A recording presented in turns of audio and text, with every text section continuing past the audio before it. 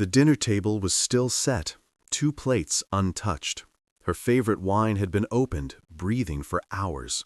Candle wax had hardened mid-drip, as if even gravity had lost interest in our evening. She didn't notice any of it. She just walked in laughing. Her heels tapped across the hardwood like nothing was broken, like everything was still exactly the way she had left it. Except it wasn't.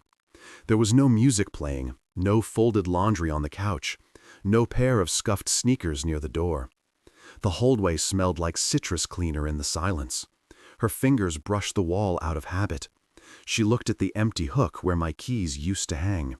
Then her voice, "Babe?" I was already miles away when she said it. She didn't know it yet, but she had walked into a house scrubbed clean of me.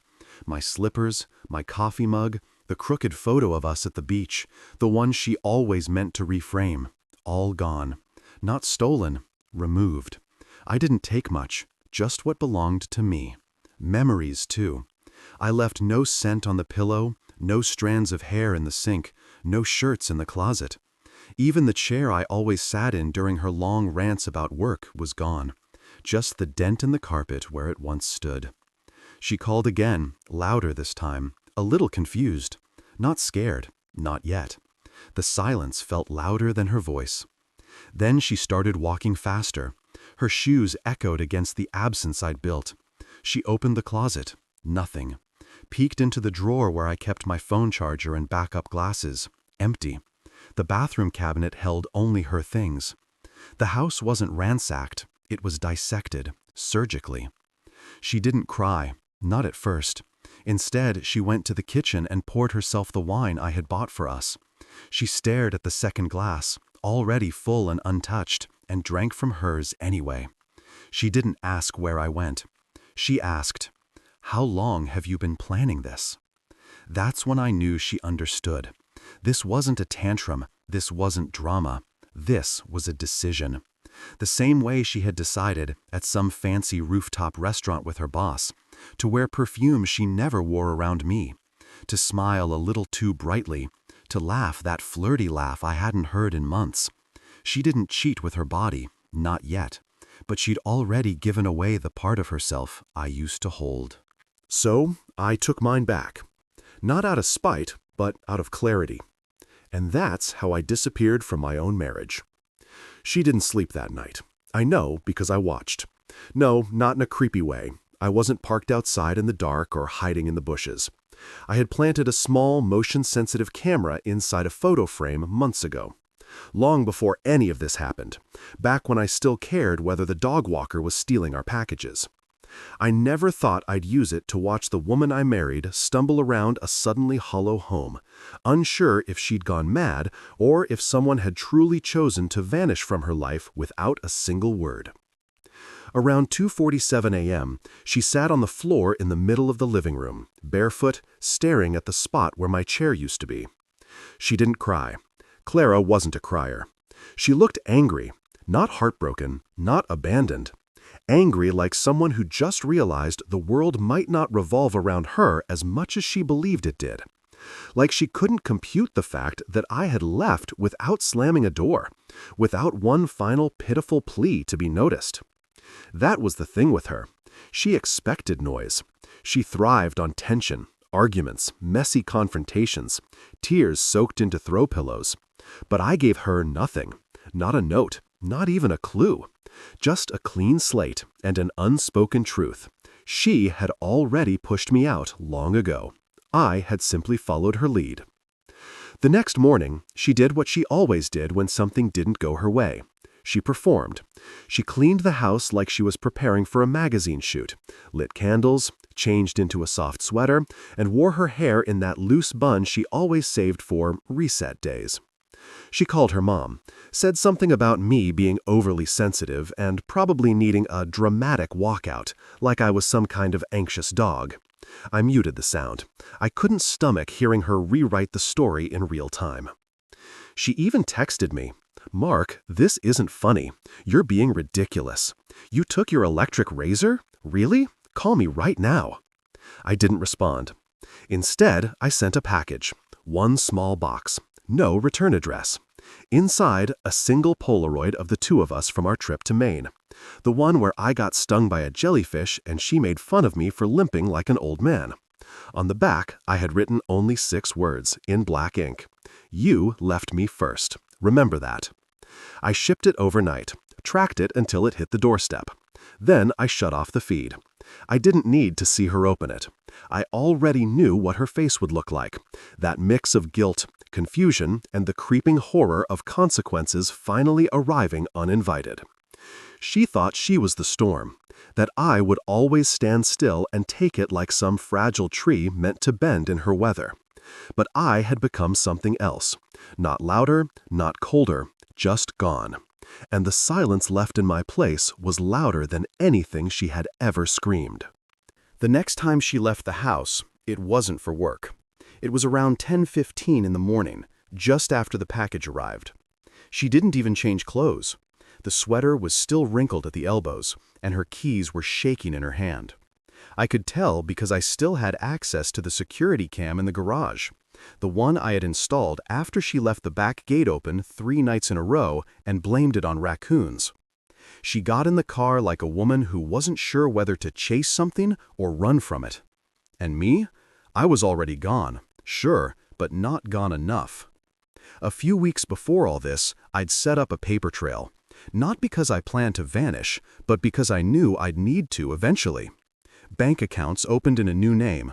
An old friend from high school, David, who owed me a favor from a very dumb night in college, let me register a P.O. box under his business address in another state.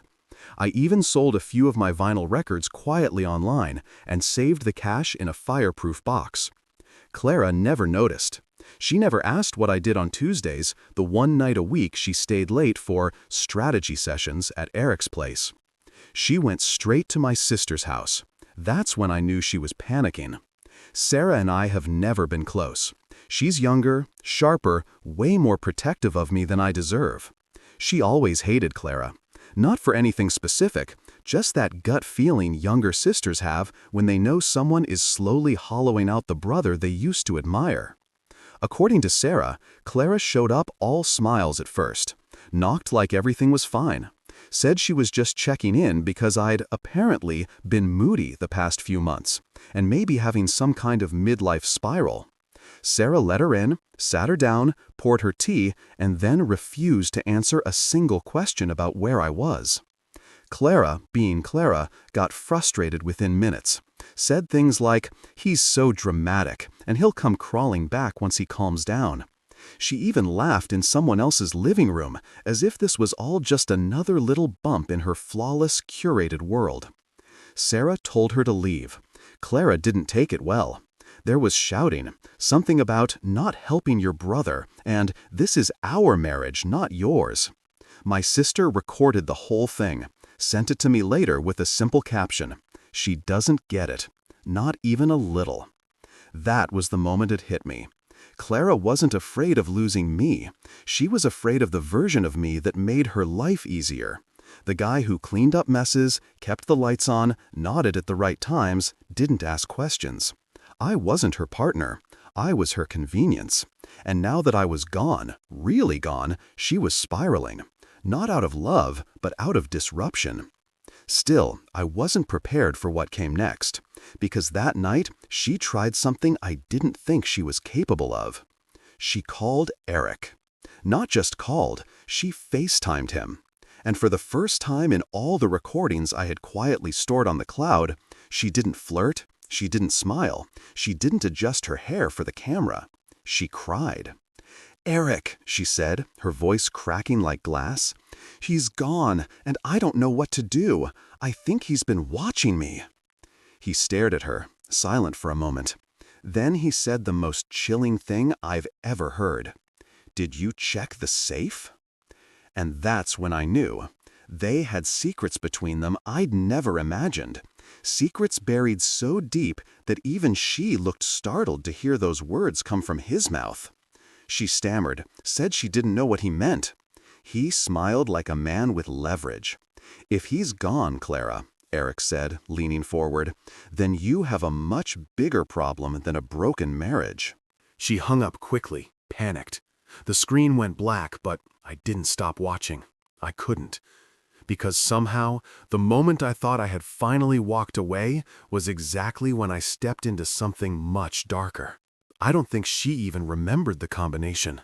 The safe was wedged behind the coats in our guest room closet, hidden behind a false panel I had installed myself back when we thought investing in security would make us feel like adults. It was the kind of thing you buy after watching too many heist movies, then forget about when life gets too busy. Clara only ever used it once, maybe twice. I kept it for emergencies. She called it overkill. But now it was 2:13 a.m., and she was kneeling on the floor in silence, trying to remember 6 digits that apparently never mattered to her until tonight. She failed the first 3 times, slammed her palm against the keypad on the 4th, and then, just before giving up, she typed in the numbers I always used when I couldn't think of anything else. Our wedding date. It clicked, and the door swung open. I watched it all on my phone. The camera was discreet, tucked into the smoke detector overhead. She never liked smoke detectors. She said they clashed with the aesthetic. But I kept it there because I knew someday I'd need to see the truth from above. Without filters, without eye contact, just the brutal honesty of a person alone in a room with their consequences. She pulled the contents out one by one. First, the passports. Then the envelope of cash I'd saved up over the last year. She barely glanced at it. What she really wanted was underneath, a black folder sealed with a red elastic band. Her hands hesitated, then opened it. Inside were photographs, dozens of them, printed, tangible, not digital. She flipped through them quickly at first, then slower, one by one, until her face changed. That thing she always did when she was caught off guard, where her jaw tightens and her nose twitches slightly. I hadn't seen that expression in years, not since I caught her lying about where she was the night she said she had food poisoning, but her location pinged in the parking lot of a hotel 45 minutes from home. These photos weren't of her, though. They were of Eric, with women, different ones. Some clearly employees, some not. And in 2 of the photos, blurry but unmistakable, was Clara. Not touching him, but there, present, watching, smiling. In the corner of the folder, I had tucked a USB stick. She sighed, hesitated, then picked it up like it was radioactive. That USB contained hours of audio, not just recordings of our house, but of Eric's office. I had borrowed a digital pin recorder from a friend who worked in corporate risk. Clara didn't know I'd ever been in Eric's building, let alone near his desk. But I had, and I'd left the pin there during one of her late strategy sessions, picking it up 2 days later. She never noticed. And what it recorded wasn't just unprofessional, it was illegal. Corporate fraud, wire misrepresentation, bribery. Names, dates, amounts, proof. Enough to ruin him. Enough to bury her with him if she'd been involved. But I didn't send it to the police, not yet, because I needed her to see it first. I needed her to know that everything she thought she controlled had already been collected, collated, and sealed. Her hands trembled as she stared at that little piece of plastic. She put the folder down, closed the safe, locked it again, even though it was useless now, and then she sat there on the floor in the dark, with no one left to lie to. I turned off the feed because I had seen enough. The story had shifted. I hadn't just walked away from her. I had walked straight into the center of something toxic, something that had always been rotting underneath the surface of our perfect little life. And now Clara knew she wasn't the only one holding secrets. But the difference between hers and mine was that I never needed to lie to win. She didn't go to work the next day. I know because I was watching the driveway and her phone logs, both of which stayed cold all morning. No calls to the office, no messages to Eric. Just one unexpected name appeared in her outgoing list: Renee. That stopped me cold. I hadn't heard that name in almost 5 years, and for good reason. Renee used to be Clara's best friend. They were inseparable until one New Year's Eve when something happened that no one ever explained. I only remember what came after. The screaming match behind closed doors, the week Clara refused to speak a single word about it, and the way Renee vanished from our lives like someone had erased her on purpose. Clara never brought her up again, not once. She called her a traitor, but never elaborated. And now, out of nowhere, she was calling her. The camera feed in the kitchen caught the tail end of the conversation. Clara was pacing, barefoot, wearing a hoodie that used to be mine. Her voice was shaky, not scared, not yet, but uncertain, like she was asking for help from a ghost. "I just need to know what he said to you back then," Clara whispered into the phone. "I know you remember. Did he mention me or us?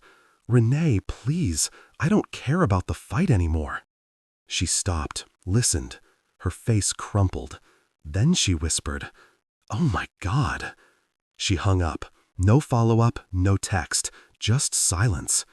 She stood there for maybe 30 seconds, phone still in her hand, then dropped it on the counter like it had burned her. I watched her go straight into the bedroom, yank open the closet, and dig out her old laptop from the back shelf, the one she hadn't used since switching to the company MacBook. I knew what she was doing even before she powered it on.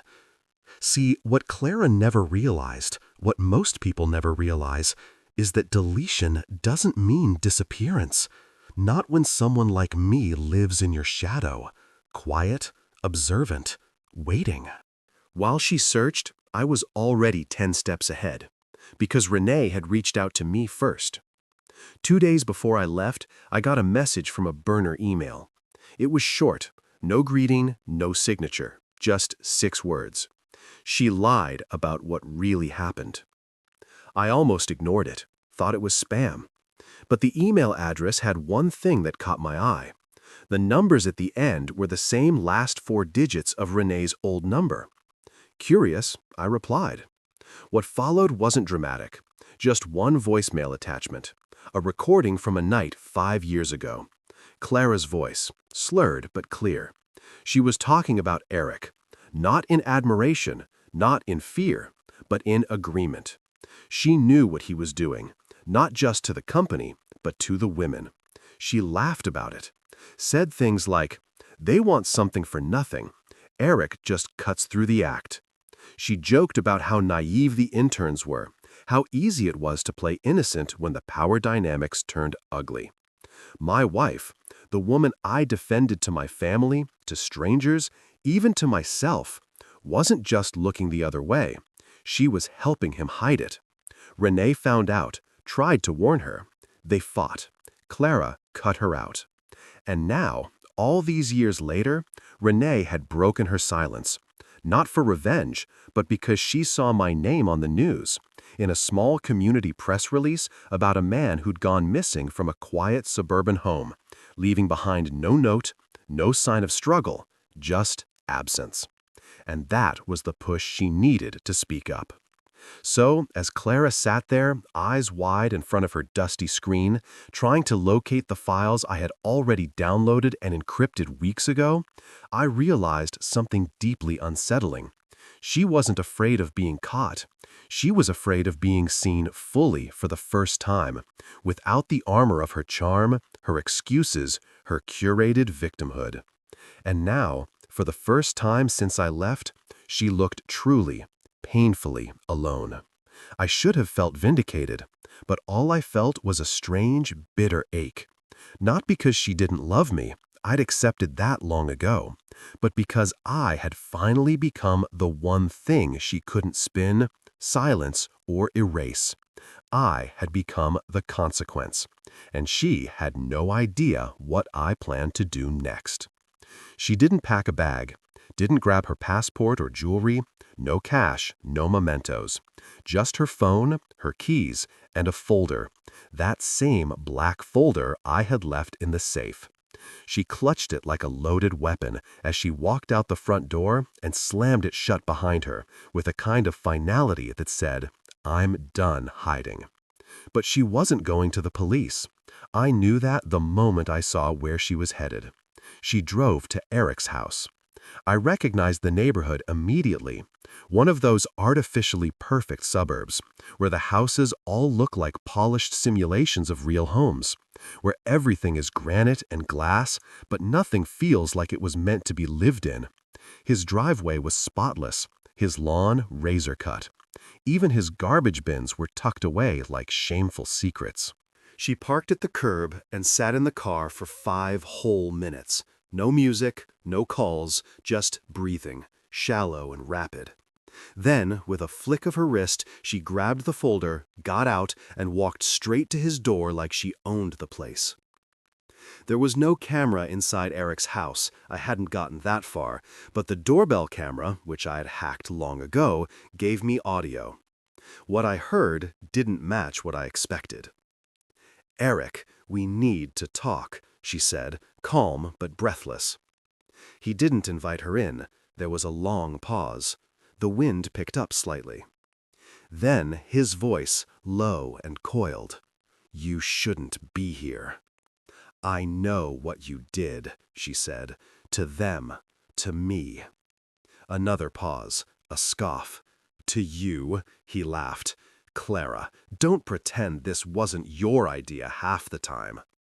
There it was, the admission. She didn't deny it. Instead, she said, "Mark has it all. The audio, the photos, he knows." Eric's tone dropped. "Where is he?" "He left. He vanished. I don't know how much more he's planning, but I think he's waiting for something, for us to slip up." "You dragged me into this?" Eric hissed. "You dragged yourself. I'm cleaning it up." She shoved the folder into his chest. I heard the slap of it against fabric. She turned to walk away, but he stopped her with one sentence. "If he releases that audio, we both burn." She didn't look back, just got in her car, slammed the door, and drove off, tires screeching like she wanted the whole street to hear her fury. Back in my motel, I froze. Because this wasn't her trying to protect herself anymore. This was Clara going nuclear, lighting everything on fire just to see who would jump first. She'd turned on Eric, exposed him, maybe even threatened him, but not for justice. No, not Clara. She wanted to control the spiral. To her, this wasn't about guilt or morality. It was about survival, about narrative, about staying one move ahead. And that's when I realized I had underestimated her. Because that night, at 9:36 p.m., I got a call from a blocked number. I let it go to voicemail. The message that followed chilled me to my bones. "Mark, I don't know where you are, but you need to listen to me. Eric isn't just going to sit back and let this happen. He's not afraid of me. He's afraid of you. And if he finds you first, you're not going to have time to regret this. Please, just talk to me. I'll tell you everything. I promise." Click. I played it twice, not because I was afraid, but because I wasn't sure which part disturbed me more. The sound of her voice finally cracking with real fear, or the possibility that she wasn't lying this time. It was the first time since I disappeared that I felt something close to danger. Not the emotional kind, but the kind that starts with shadows moving where they shouldn't be, and ends with your name being whispered by someone who should never know it. And suddenly, I wasn't sure who was really hunting whom anymore. I woke up to the sound of tires crunching gravel just outside my window. It was 3:41 a.m., the kind of hour when the world feels unnaturally still. Not peaceful, but hollow, like something's watching, and whatever it is, doesn't blink. I had dozed off in the motel armchair, laptop still open beside me, half a cup of cold coffee on the nightstand. At first, I thought it was just another guest pulling in late, but then I heard it. The engine idled, never turned off, and it didn't move for 10 solid minutes. I slipped out of bed without turning on the lights. Moved to the corner where the curtain was already cracked, just wide enough to see through without being seen. A dark SUV, Headlights off, driver's side window open. No visible plates. The silhouette inside was motionless, watching. Not browsing a phone, not fiddling with anything. Just watching. The motel manager knew me only as Martin, a quiet guy who paid in cash, kept to himself, and never requested cleaning. But this wasn't a place for tourists or business people. This was a place where people came to disappear or wait for something they didn't want to face. And in that moment, I wasn't sure which of those people I had become. I powered down the laptop, grabbed the burner phone, and stepped into the bathroom to run the shower. Not to bathe, but to make noise, just in case they were listening through the walls. I had become paranoid, yes, but not without reason.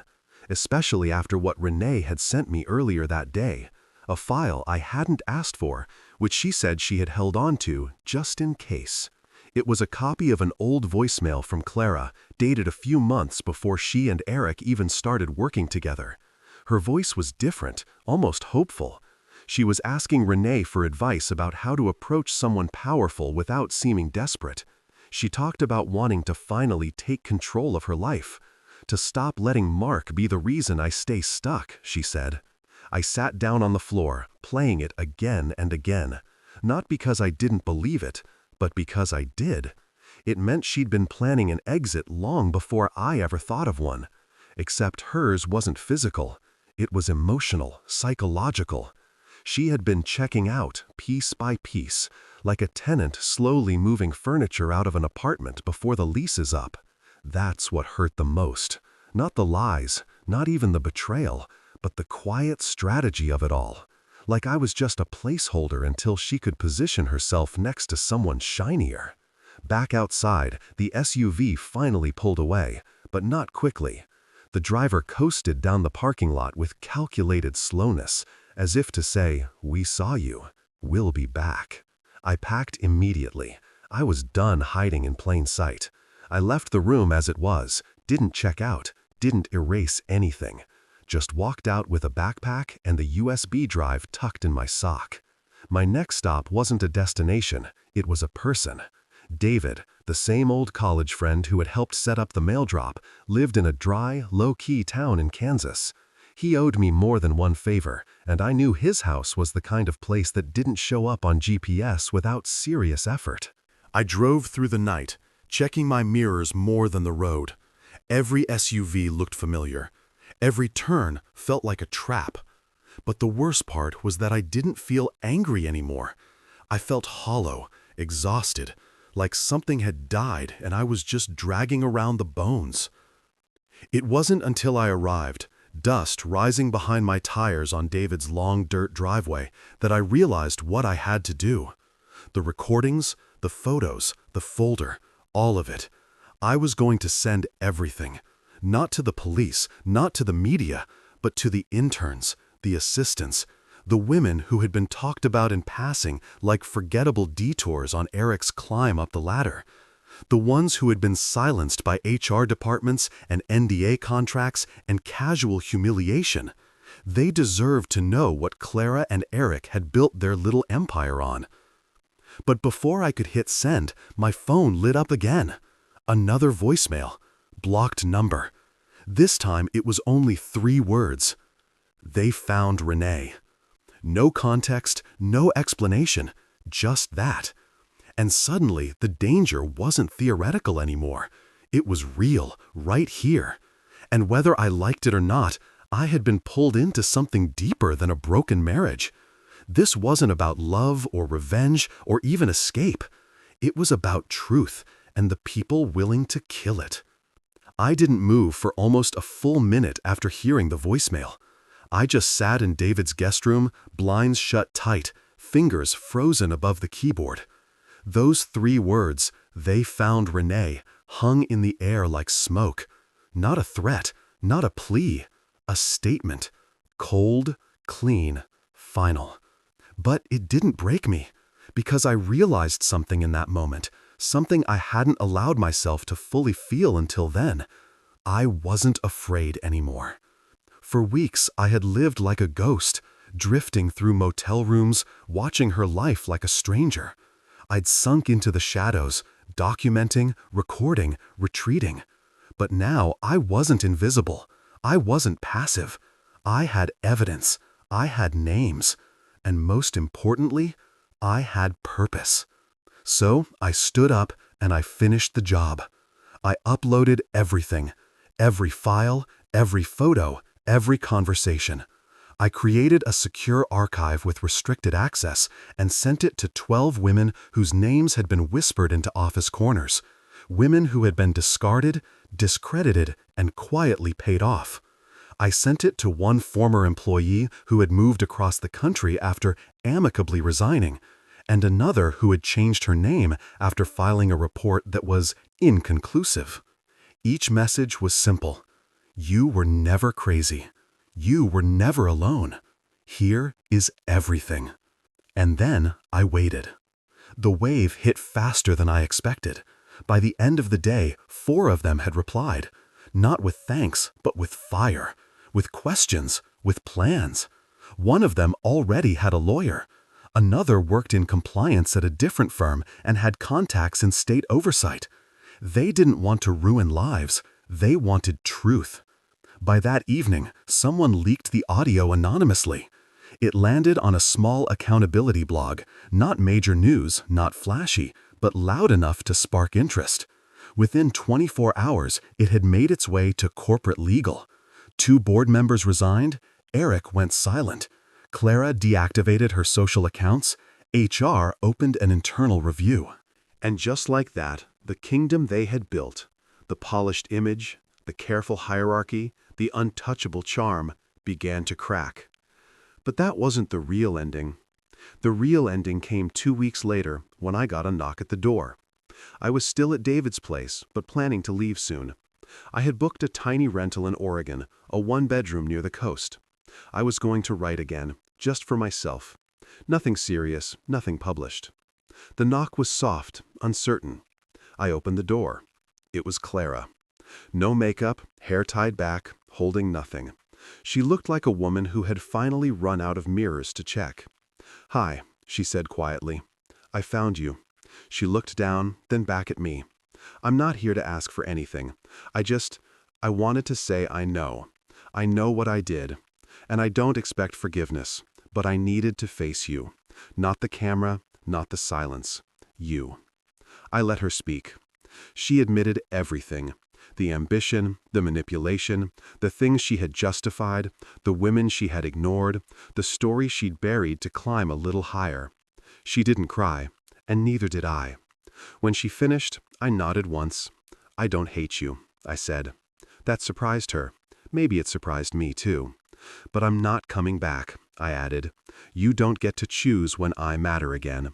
She nodded, accepted it, took one last look, not dramatic, not desperate, just final, and then she left. No drama, no shouting, just the sound of gravel under her tires as she pulled away. I stood in the doorway for a while after that, watching the empty road, letting the stillness settle in. And then I smiled, because somehow, in the chaos, in the mess of betrayal and silence and burned bridges, something unexpected had happened. I had come back to myself. And this time, I wasn't anyone's placeholder. I wasn't part of anyone's backup plan.